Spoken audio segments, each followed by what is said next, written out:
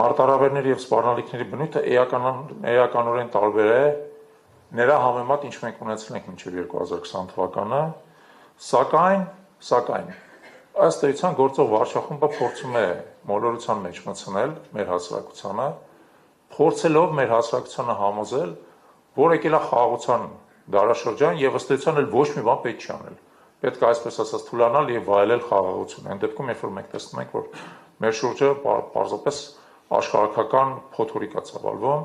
և այդ փոթորիկը կարող է շատ արագ մեզ էլ հասնել։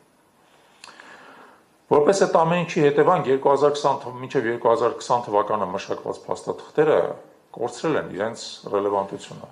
Ես ձեզ հիշեցնեմ, որ Հայաստանի պաշտոնապես ընդունված ազգային անվտանգության ռազմավարությունը ընդունվել է 2007 թվականին,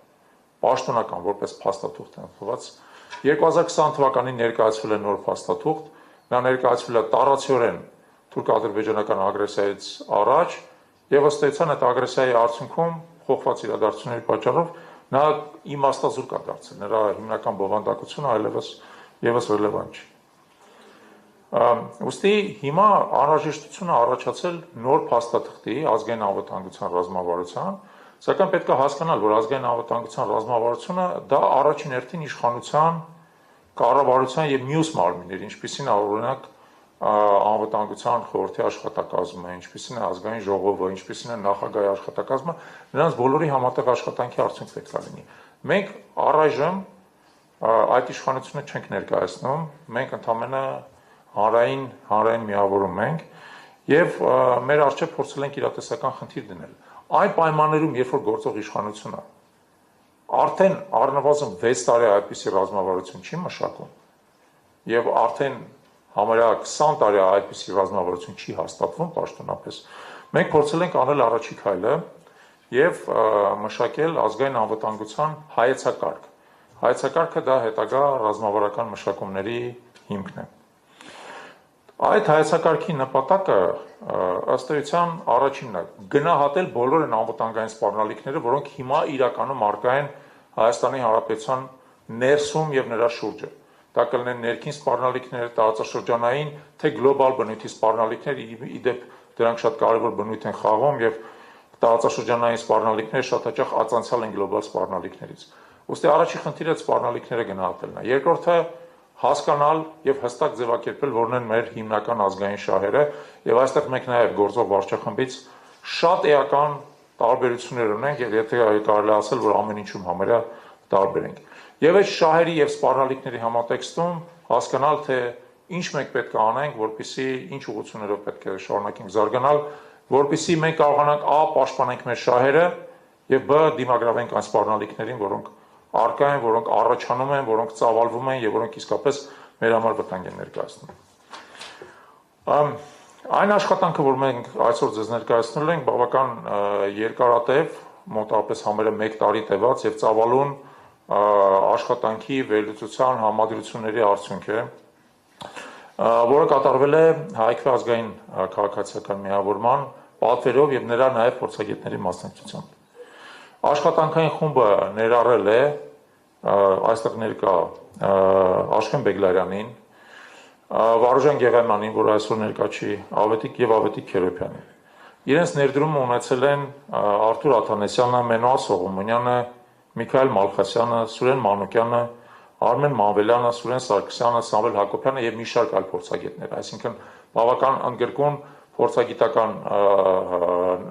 ներառում այստեղ եղել և մենք փորձել ենք համադրել տարբեր, երբեմն նույնիսկ իրար հակադրվող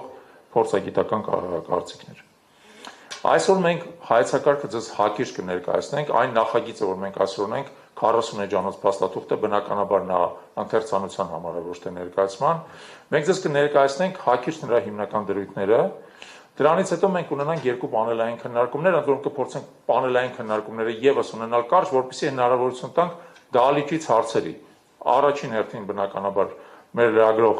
գործընկերների, բայց դահլիճից ցանկացած հարցերի մենք պատրաստ ենք այսօր պատասխանել և մեր նպատակը պետք է լինի այն, որ նաև այս հանրային արձագանքի հիման վրա մենք հնարավորություն ունենանք փաստաթուղթը լրամշակել և հետագայում ներկայացնել և լայն հանրությանը, որտեղ սա հայեցակարգ է և իր մեջ որևէ գաղտնի բան որպես այդպեսին չկա, բայց որը շատ կարևոր է նաև ներկայացնենք այս փաստաթուղթը համապետական ընտրություններից հետո ձևավորվող նոր իշխանությանը, այն ակնկալիքով, որ նա հիմք կհանդիսանա հետագայում ազգային անվտանգության ռազմավարության մշակման համար։ Այս գործող վարչախմբին այս փաստաթուղթը ներկայացնելու որպես այդպեսին մենք այլևս իմաստ չենք տեսնում, որտեղ ըստ էության նրանք նախ ընդհանրապես առանց որևէ հայեցակարգի եւ որևէ փաստաթղթի են գործում, բայց եթե մենք նայում ենք իրենց այսպես ասած խառնի ճաղանջ վայրի վերումներին եւ տարբեր տեսակ հնչեցած մտքերին, արդեն հասկանում ենք, որ այն ինչ որ դրված այս փաստաթուղթի հիմքում ըստ էության արմատապես հակասում է իրենց կողմից վարվող կուրսին, ուստի նույնիսկ իրենց չենք ծանրաբեռնի իրանց այսպես ասած ինտելեկտը չենք ծանրաբեռնի մեր մշակումներով։ Սա կներկայացվի նոր իշխանությանը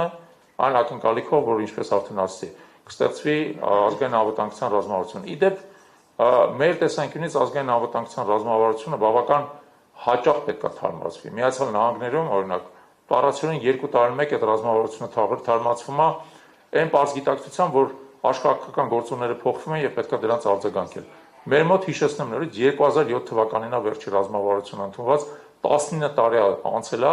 եւ սա ինչ-որ իմաստով նաեւ պետության կայացվածության, պետության խորության, պետական ապարատի սուբյեկտայնության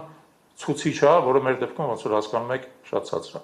Դրանով սահմանափակեմ իմ ներածական խոսքը եւ բեմ հրավիրեմ իմ գործընկեր Ավետիք Քերոբյանին մեր մշակած հայեցակարգի հիմնական դրույթները ներկայացնելու համար։ Շնորհակալություն։